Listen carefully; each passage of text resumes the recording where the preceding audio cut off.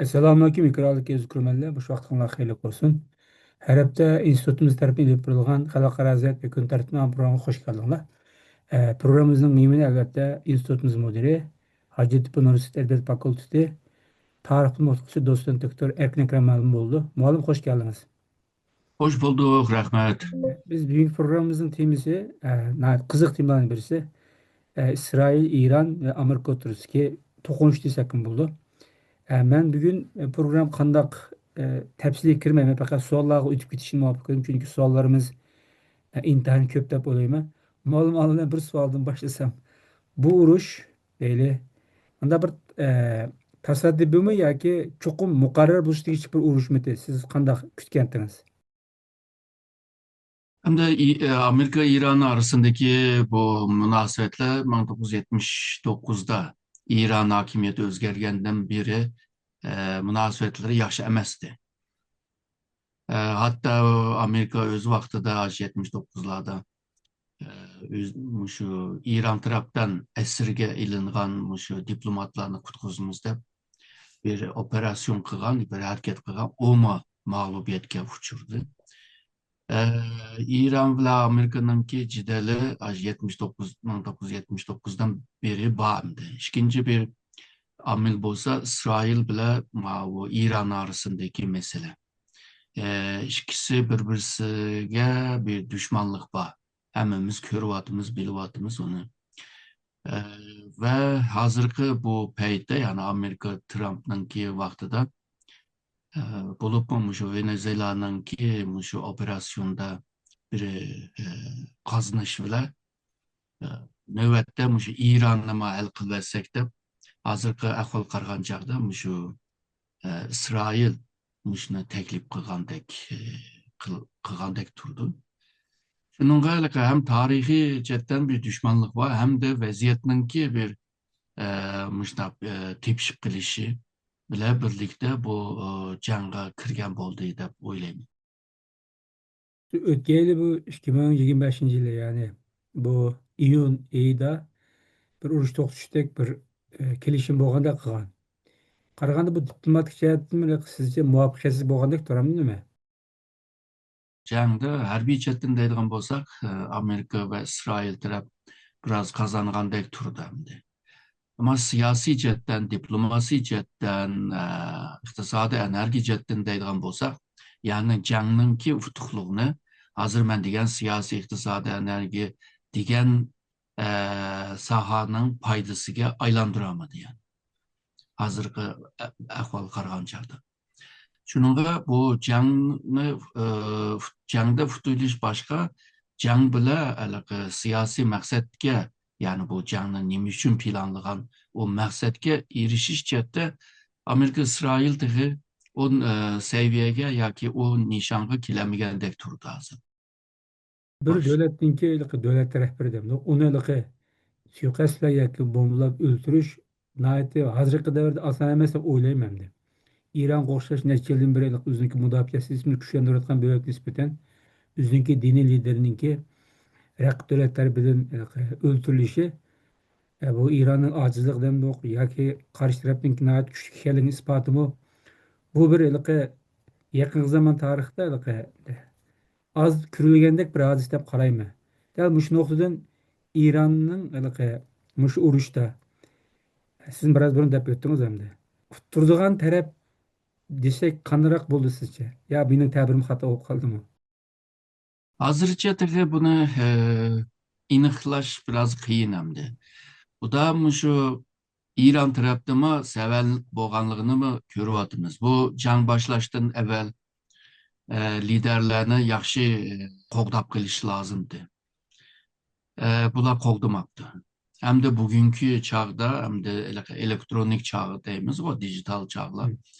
Buna vaxtıda istihbaratlar texmi asan oğurlanadı.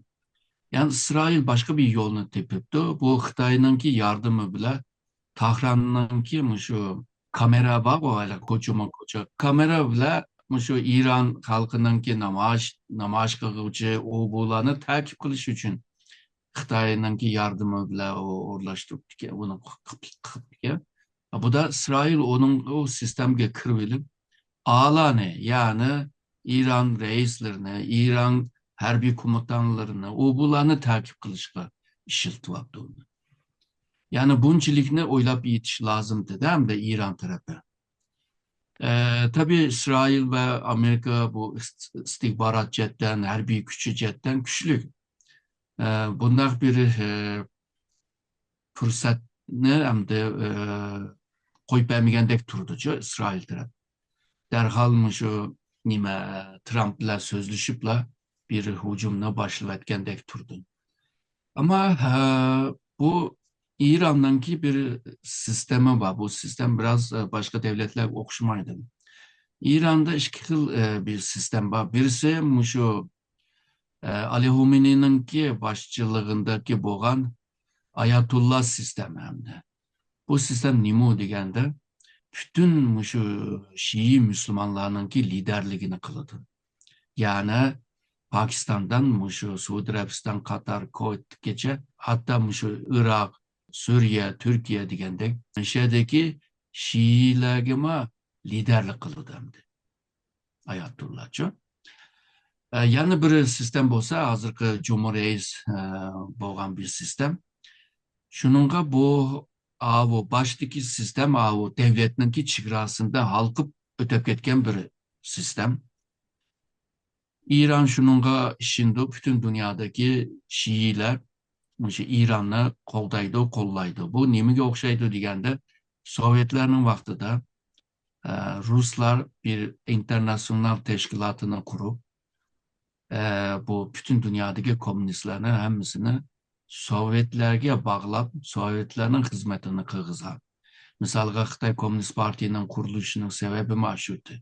İnternasyonel teşkilatı kurdurup Sovyetlerninki istigen yolda manguzdu bularını. Gerçi Sovyetler 1922'den kim kurulgan bozma, ondan evvelki Bolşevik hükümeti mi aşna kırgızdı da. Şununla bu sistem yıkılmagıca bu Ali Homeyni'ni yoktu bilerle tügmeydi. Çünkü sistem devam kılıyor. Yani o sistemin bir şeyi arkanda bir adamını arkanda demeydi yani kabiliyetlik arkanda bir adamını kop koysa o mangzı yürüdü. Şununla o sistem bozulmadıkça bu bozulmaydı hem de. Şununla görünüşte ulanınki en çok liderini ve 40 netçe komutanlarını öldürürken bozma ama sistemin tekrar kılışı tekrar yok. Şununla Amerika kazandı ya ki İran kazandı futbolda değişme biraz kıyın ama manda bir ahval var. Yani Amerika, İsrail eğer de İran'ı yenemese, siyasi maksatga erişemese, İran'a ziyan tatkan takdirde mi Amerika'ya futurpaygan bo'lmaydi. O'ylaga futuritish ve futurish emas, yengemedi degan gap. Onda olsa o İran hem de beni yenemedi. Ben dünyanın birinci harbiy kuchi bilan ilishdim. Beni yenemedi. Ondan keyin Şii dünyasıga hem de çakırış kılalaydıgan, başka Müslüman devletlerge papoz kılalaydıgan rayonda misalıga Rusya ve Xitayning aldıdıma özününki inovatini o'stiralaydigan mana bir vaziyatni yaratib qilish mumkin. Agarda hozir biz degandek yengamidi degan ahvol chiqib qolsa. Bu urushda deyli bu Amerika hem hücum kıldı İran'a hem de hazır bir murassalashtiruvchi rolni o'ynayotgandek bir hareketden devat edemdi. Bu da bu tashqi siyosat nuqtasidan bir ziddiyatli ahvol deb qarayman men. Siz qanday qaraysiz? Hem de bu İran'ınki taşkı siyaseti biraz acizdi. Yani bulup mu Garip dünyasına karşı. Şununla Otur Şerf'te Şii siyasetini teraka kıldırmende. Ama bu Otur Şerf'teki devletlerle münasebetini yaxşı kılamadı. Misalga Mısır deymiz, Suudi Arabistan deymiz. Hatta Türkiye mi şunda. Yalnızla Suriye ile bir münasebetini yaxşı kılaladı hükümeti bilen. Ama bu Esad'ınki ketip kılışı bile u yerdeki nimisimi quruq kaldı. Kalgan yerde hem de misalga Lübnan'da deyimiz, bu Filistin'de deyimiz, aşağıdaki yüzünü kollaydıgan yoki onun kollaydıgan, yani İran'ın kollaydıgan gruplar bile Irak'ta mı şunda aşına bir siyasetine ilip vardı. O bu xil siyaset aşağıdaki devletlerini mi rahatsız kıldı hem de hükümetini. Ma tarafta bolsa O'rta Rossiyaga ichilish. Misalga Tojikiston bilan munosabati yaqin. Keyingi yillarda Qozog'iston, O'zbekiston, Turkmaniston bilan munosabatni taraqqiy qildirdi. Uningki nishoni mushu nima Afg'oniston. Afg'oniston sunniy. Burundan tartiblab bularning orasida ziddiyatlar bor, chegara masalasi bor. İranning ichida qolib qolgan peshtunliklar bor, Afganistanlıklar, bunlar Sunni. Bunlar chegara rayonunda. Şununla bu merkez hükümeti ve chegara rayondaki hükümetler arasında mı ciddi meseleler mi vardı? Jang demeyli de bunda tokunuşluklar var. Anca munca çıkıp durmadı. Bunda jığıp kelgen çağda İran dünyaya kartılgan bir siyaset emez. Aşı Şii dünyasına kartılgan bir siyasetine ilip bir vadıdır. Tabii bununki sebepleri mi var? Yani İran uzun yıldan beri şu Garp dünyasının ambargo siyasetine uçuramadıdır. Xitay'daki, Rusya'daki onun hatta Hindistan'daki devletlerinin ona onunla münasebetleri, mahbi yıpık münasebetleri var. Siyasi cetten, iktisat cetten, enerji cetten bulup mu enerji cetten münasebetleri mi var? Yani İran'ınki diplomasi siyaseti özge has bolgan ama özge yitidigan seviyedeki bir diplomasi var. Yani halkı texmi aktif bir siyasetini mangızlamayıvadıdı ve o nime Şii dünyası kartılgan siyasetinden töpeyle mangızlamayıvadıdı. Başka devletler, Müslüman devletler mi bu İran'ınki 1979'dan bu yan şu yürgüzüvatkan Şii siyasetini mi kabul kılanmagan. Şununla İran'ınki diplomasi cetteki tırışçanlığı malum bir çigranın içinde çekliken. Bu Rossiya çoğun bir güç hesaplandı. Rossiya Amerika'ya yoki İran değil bir murossalarchi rolini o'ynashni taklif qildi deb bilma. Bu Rossiyaning bu yergi maqsadi Ukrainani bo'lgan diqqatni tortib etishmi yoki shu rayondagi mundaq rayonlik kuchini saqlab qolish ma'lum. To'g'ri, bu O'rta Sharqdagi kuchi burunqidek emas. Bo'libmi Suriyadagi kuchi ajizladi. İran bilan u Irak'taki faaliyetlerimi acizledi diyendek. Jangdan, Ukrayna vuruşundan töpeyle hazırgıca yine geçken de Ukrayna'nı o mu acizlamadı. İktisat cetten acizliklama bağ diyendek. Şununla özününki güçünü yani nüfusunu yeniden O'rta Sharqda tikleş. Onunki bir rol iliş degan bir nima var, tırışçanlığı var. Ondan başka bu İran mesela İran'ı mı qo'llab qilish? Yani ben o'ttirlikda sizlarni yarıştırıp qo'yyapman ama İran'ı mı ancha muncha qo'llab qo'yish degan bir mesele mi var bu yerda? Çünkü ikisinin münasebeti yüksek seviyede bo'lmasa ama malum seviyede münasebetleri koyuyor hem de. Yani birisi bu İran meselesi nurgun devletlerge ziyan berdi. Bo'libmi şu enerji cetten. Ama yalnızla bu Rusya için faydalı bir vakaca bu. Şununla bunda bir vaziyetini kontrol aslında uzutuş Rusya için faydalı oldu. Yani mesele bağ mı bağ? Enerji meselesi bağ mı bağ? Enerjiye eğer de bağısı ösüyverse 84 dolardan 120 dolara çıkıp gelse Rusya texmi çık pul tapalaydı. Şununla başında bir məqsədləri buluş mümkün Rusiyanın ama bu rolni o'ynayolamdi va qolganlarimni qabul qilamdi degan masala bor. Bence Amerika buni pek qabul qilib ketmaydi. Nima Yevropa mı pek qabul qilib ketmaydi. Rusya tirishib bakıdı ama netice alamaydı deb görmem.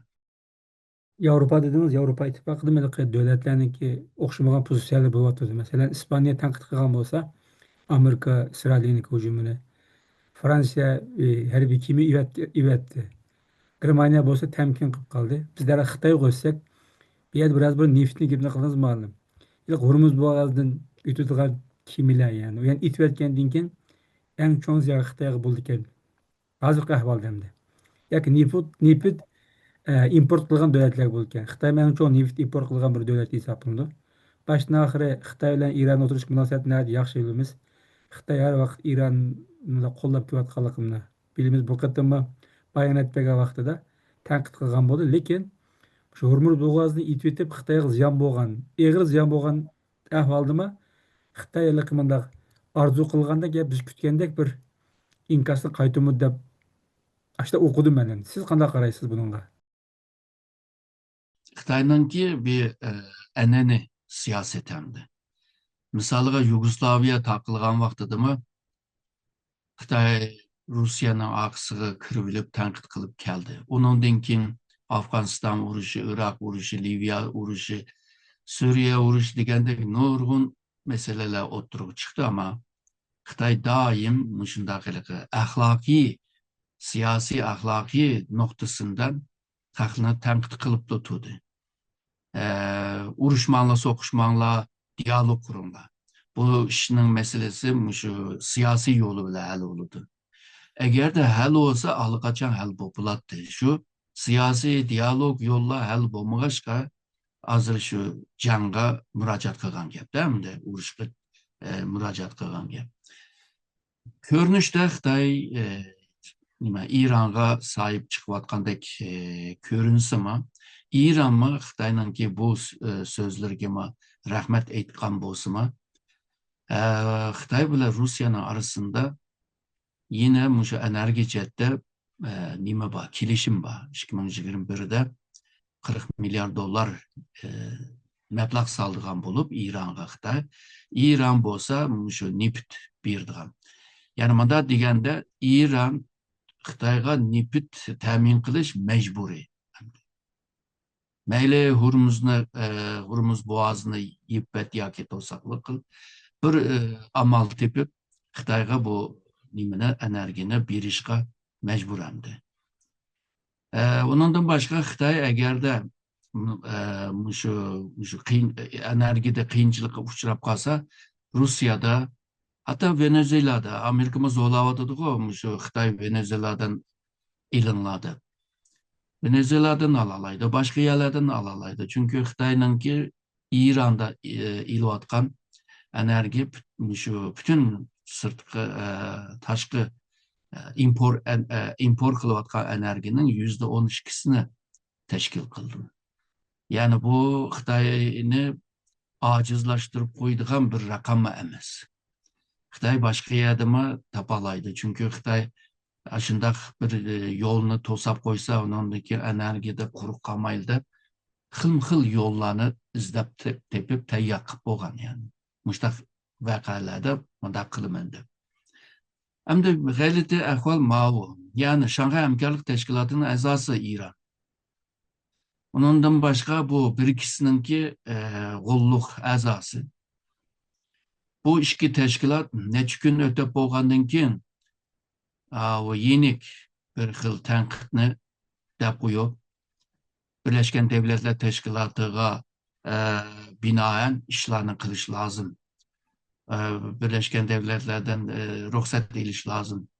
Ama hemimiz bilimiz ki hazır Birleşken Devletler Teşkilatı burunqidek ta'sirlik yoki aşınaq muhim rolunu oynaydigan bir teşkilat emas. Onunki ta'sir kuchi acizlab ketdi hazır. Amerika bir qitimda 60 necha gruptan chiqib ketdi. Hazır nurg'un gruplarda pul yo'q, mang'zamayotadi. Xitoy onunga pul berib yetishtirolmaydi. Şununla o Birleşken Devletler Teşkilatı'na bağına kılıp sözleş aslında işini ciddi hal kılış degan anlamga kelmeydi, yani mana kelmeydi. Yani eğer de bu İran'ınki mensup bo'lgan yoki a'zo bo'lgan teşkilatma bunda aciz bir şekilde bununla nimamiz sahip çıkışı, bu mu g'alati bir ahvol değil mi? Demek ki İran bu Amerika urushiga belki cho'nqur aralashib ketishni xohlamaydigan o'xshaydi. Xitoy 8 saat o'tib bo'lgandan keyin Amerika'nı tanqid qilib, İran hamma taraf sovuqqonlik bo'lsin deb qo'yib qarab o'tadi. Yani eğer de İran bilan yaqin munosabat bo'lsa, bir soatning ichida beyanını e'lon qilish lozimdi. Hem de o kecha bo'lgan bo'lsa mayli, kunduz, yani Xitoy uchun yerim kecha emasda, uyquning eng cho'nqur vaqti emas. 8 saat kutdi. Demek ki bu İran'ın dostlarıma Amerika İsrail'e karşı nime İran'ı bekme qo'llab ketemeydiganligini mi ko'rsatdi bu yerda. Tabii bunun başka bir sebebi mi bo'lishi mumkin. Ayning oxirgi kunda Trump Xitoyning ziyarati bor. Bu ziyaretni buzib qo'ymayli deb o'ylagan bo'lishi mumkin Xitoy. Ve Trump'ның bu ziyaretinde Xitoyning kimi mo'yin bir talebi bo'lishi mumkin. Çünkü normalde diyemeyeni bu ziyaret bunday vaqtida diyelaydigan. Misalga Amerika buningdek Tayvan'a bekmi aralashib ketmasin. Tayvan'dan qo'lini tassin. Tayvan'a kural satmasın. O bu degandekchi. Belki aslında bir mo'yin bir talepleri mi bo'lishi mumkin. Yani bu buzulmasın bu munosabatda. O'ylagan bo'lsa mumkin deb o'ylayman. Türkiye ile İran hoşna. Bu İran tinch vaqtida deyli. Mesela Suriye'ye öz vaqtida 2011 Esadni qo'llash orqali bu nurg'un ko'chmanlarniki Türkiye'ye kelishiga vasitlik olsun sebep bo'lgan bir davlat hamdi. Türkiye'nin hozir ko'chmanlar kirishga duch kelishining eng chong sababi Suriye'den qolsa İran deb o'ylayman men. Balkim xato o'ylagan bo'lishi mumkin. Ondan başqa şu bu Arab devletleri de Şialarni qo'llash orqali u yerning tinchligini buzib kelayotgan davlat. Hozir İran'a hücum başladı. Meyli şu İran tinch olsun yoki hücum uçursun. Bu Türkiye'ye vasitlik ya bevosita nurg'un ziyni bo'lgan bu davlatniki, İran'niki. Hem qo'shni. O'tgan bir necha kun bir statistika o'qidim, İran'daki shu voqea sababidan Türkiye'ninki iqtisodiga 600 milyar liradek ziyon bo'lgan. Yani demakchi, neft bahsi o'rlab ketgan. Türkiye en çok neft import qilgan bir davlat bo'lgan bo'lg'achqa, davlat shuni yukini ko'tarishga majbur keldi.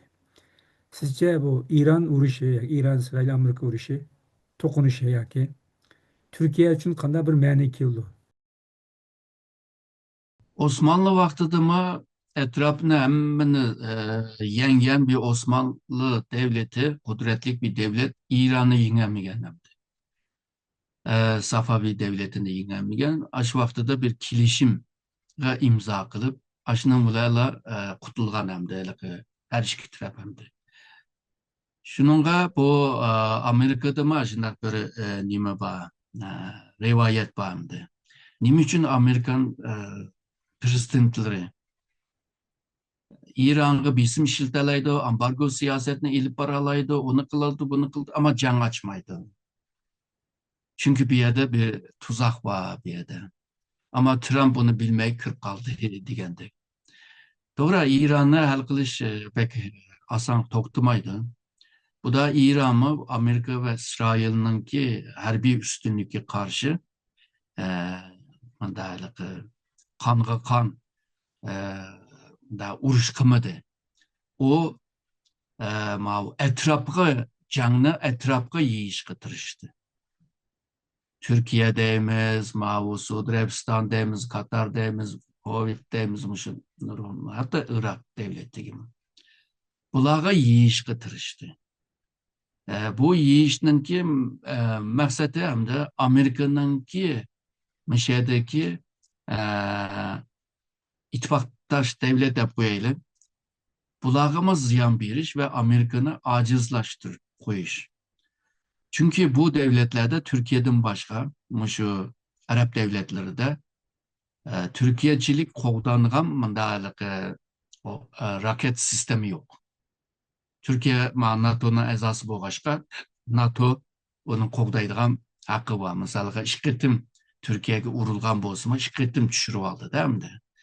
Ama Suudi Arabistan'dan Katar'gacha bula hal kılamadı. Demek ki Amerika bu canını planlagan vaqtida muşu itbaqtaş devletlerini kanda qoğdap qilish chetda çoğunkur veya keng kölemde oylaşmagan gap. Ve muşu İran'ınki nispeten ezem boğan durum arplanlılara karşı netçi 100 bin dolarlık raket bile urvadı değil mi? O raketle vurulup boğan anınki arıplanları çık, hele drone arıplanları. Mağlanın roketleri yetmeydi. Şunun bazen de uruluvadıdı değil mi de? Otellerine urvadıdı, aydırımına urvadıdı, magazinlarını mı urvadıdı da yalnızla Amerika'nınki bazılarının emez. Bir yerde bir rahatsızlık yaratıp hem de bir yanda Amerika'nın ensreşke saldırış, ikincisi Amerika'nın bu itbaktaş devletlerinin Amerika'ya boğan işyençilikini. Yani seninle mesela itbaktaş bulduk mu şu mutabiyede ama sen bizni kovdayamadın. Diğiz için İran farklı bir bir uruş stilini tanıgandek durdu. Çünkü burunki uruşnunki jangning ananesini desek, hemmisi şu siyasi merkez, harbiy merkez, devletini tutup tutan merkez, merkezlerini yokutup itipla devletini acizlaştırıp anandaki hakimiyetini özgertip degandek janglar aşına boladı. İran bunda kılmadı. İsrail'e anca munca urup koydu. İsrail paytağa karşı. Yani İran'ınki bu strateji, harbi stratejisi canını uzdup Amerika'nın Trump hakimiyetinin ağzıdır.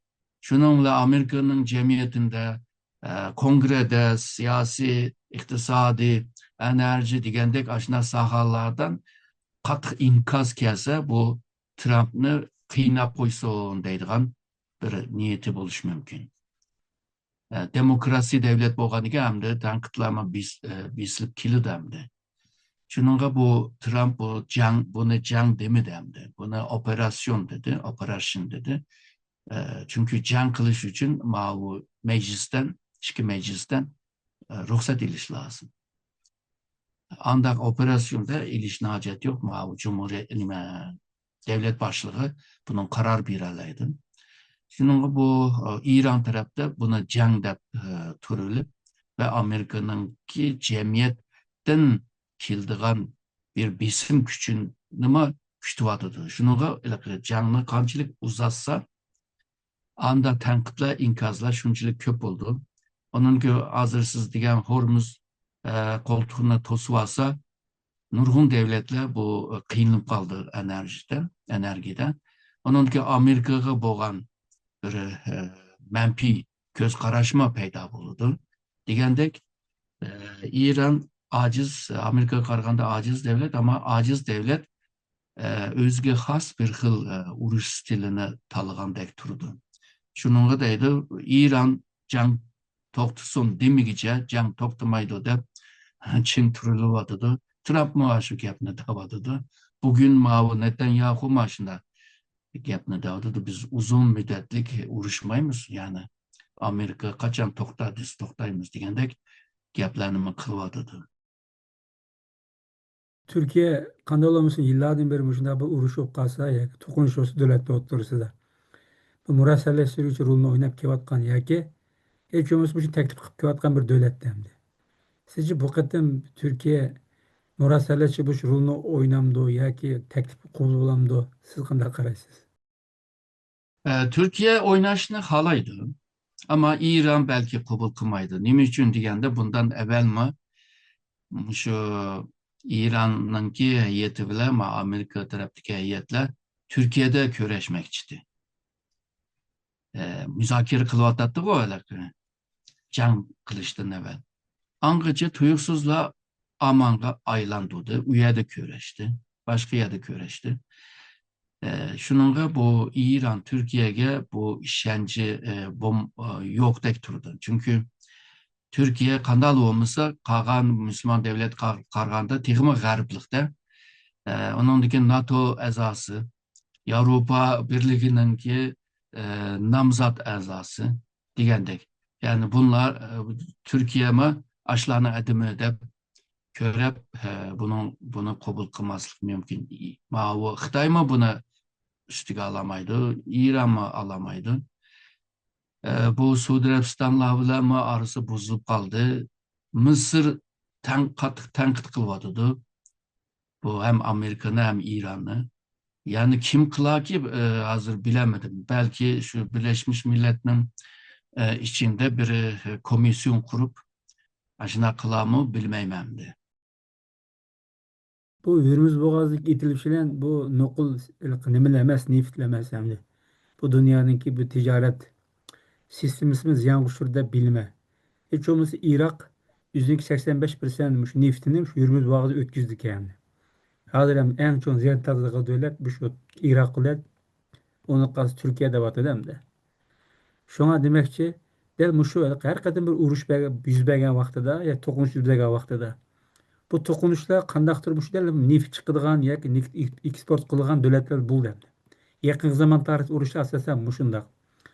Del muşu noktadan sizce bu dünyanın ticaret sistemi bir özgürüş bulandığı sistemde veya ki ma neft ma energiyaninki ma xilma xillaştırılgan bir yolunu tanlaydigan yak taraq kıldırgan bir yüzülüş bulan bulmamdı. İhtimal yani bu işte tarihte mesela canglar, mavun, yer tevreşler, yaşına tabiat afetlerden keyin ticaret yollar özgergenliğini körüvatımız. Ticaret yolu özgerse burun avatlık yerleme avatsız olup kalıdı. Çünkü yol üyeden ötmeyden olup kalıdı. Şununla bu Hürmüz meselesi uzun yıldan beri bu İran muşunu bana kılıp tehdit kılıp kelgen. Nurhun aşvakladım Nurhun kimile ödemey kıyınlanıp işte boğan. Hazır mı acına bir ahvalga düşüp kaptı. Yani Hurmuz'un gerekiminde burun tarafı var. Bu uçluk çıkan burun iki tarafı. Aman devletinin ki A tarafı Ma tarafı. Hazır kimile toşap gitiptimiz yani. Şeyden ödemeyici. İşçidikiler talağa, talağdakiler işçiyi kiremeye. Hem de bunu hal kılış için şu Hormuz burnu boğar yiyene şu etrafını İran'ın toprağının içine işgal kılış lazım. Ama Amerika bunu kılamdı. Tünü günlerde şu Pers koltuğundaki bir aral var. Küçük bir aral. Şu aralını işgal kılaylı mı da Amerika onda. Onu işgal kısa o nimige o Hürmüz burnuga o jırahrak yani onda yıkınemez. Onundan aşı İran tarafına işgal kısa tekim asan bulundu. Ama bunda bir can bulamdı bulmadı bilmem de. Eğer de Trump bunu hal kılamasa Trump'ın tenkit kıldığın adamlar cık çıkıdı. Hem de. Ondan ki 11. ayda saylan var. İşki meclisinin ki bazı vekiller almış iş saylama var. Onunla tesir yitemdi. Degandek nurgun Trump'a mı cık bisim var. Şununla Trump bir gün canlı tok tutumuz bir gün teki urumuzdaydı. Misalga bugünlerde yana depti. Urduğan yeme kamı demdi. Niyemisini urumuz ki dep. Can toktaydı degen ki. Belki nipitinin ki bazı ösep gitip onu bağısını düşürüş için de adamdı bilmeyimiz hem de. Şununla onda o gap kılışkı başladı. Hem de bu Trump'ın kime bir xil taktiği hem de oyun taktiği. Bizden onda da bizden onda da. Belki aşınan taktiklerdi. Ama jığıp kelgen çağda İran'ın Hormuz meselesini hal kılamasa nurgun devletlerge ziyan kilidi. Bu yalğızla Xitay emas. Hindistan deymiz, onundan keyin bu Kore deymiz. Gerçi Şimal Kore Xitaydan alıdı da, meyeden bivas almaydı. Ondan keyin Japonya deymiz. Muş Asya'nın nurgun devletler ziyan tatıdı demdi bunu. Çünkü ulardan neft çıkması yani az. Bununki Avrupa devletlerine ziyan buludu. Nurgun Avrupa devletlerimiz şu Katar'dan, Kuveyt'ten, bir Suudi Arabistan'dan alındı. Hem de Suudi Arabistan'dan, Katar'dan mavu nime Pers koltuktan g'arbga qarab, qit'aning g'arbga qarab O'rta dengizga ulaşadigan nima bor, yo'l bor. Ama bunun kapasitesi belki töven. Yani toşıgan nimeler, nipitler yetmeydi hem de. Avrupa bazıları toyğuda yetkizemeydi. Şunda bozmuş. Hem de bunda bir kıyınçılık bolgandan keyin Hamas uruşundan yani Filistin uruşundan evvel Hindistan'da içilgan G20 yığında bir projeni oturup koygan. Hindistan, Suudi Arabistan, İsrail ve Avrupa kıtası bir ticaret yolu. Bu hem ticaret bolsun, her xil ticaretin yolu bolsun deb. 6 aydan keyin müzakere qilmoqchidi. Ama bu 10 ayının 7. günündeki bu İsrail Hamas arasındaki bu cidaldan tüpeyli o to'xtab qoldi. Misalga o paydo bo'lib qolsa, u vaqtida mushu Hormuzninki xatarligidan qutulgan bo'ladi. Xitoyninki Ipak yo'li projenimi, strategiyasini etkisiz qiladi demdi. Belki başka yollarını izleş lazım. Onundan başka Amerika mı dünyanın en köp şu enerji işlep çıkardığı devlet. Ama onunki setiş, teminleş zinciri tek toluklanmadı. Eğer de Amerika mı bunu toluklayalıysa, o vakti de Avrupa'ya ya da Şarkı Asya'daki bu şerik devletlerine temin kılalıysa, o vakti de Hormuz'dan yine kutulalaydı. Belki bunu oylavatkan ve planlavatkan adamlar buluşma mümkün. Yani Amerika hükümeti mesela. Avrupa Birliği de bunları oylaşıvatkan buluş mümkün yani. Alternatif. Yani bunun başka bir yol var mı degendekçi. Hürmetli vaqt münasibinden program işe daxillaştırıyoruz. Malum siz köp rahmet. Ben rahmet ettim.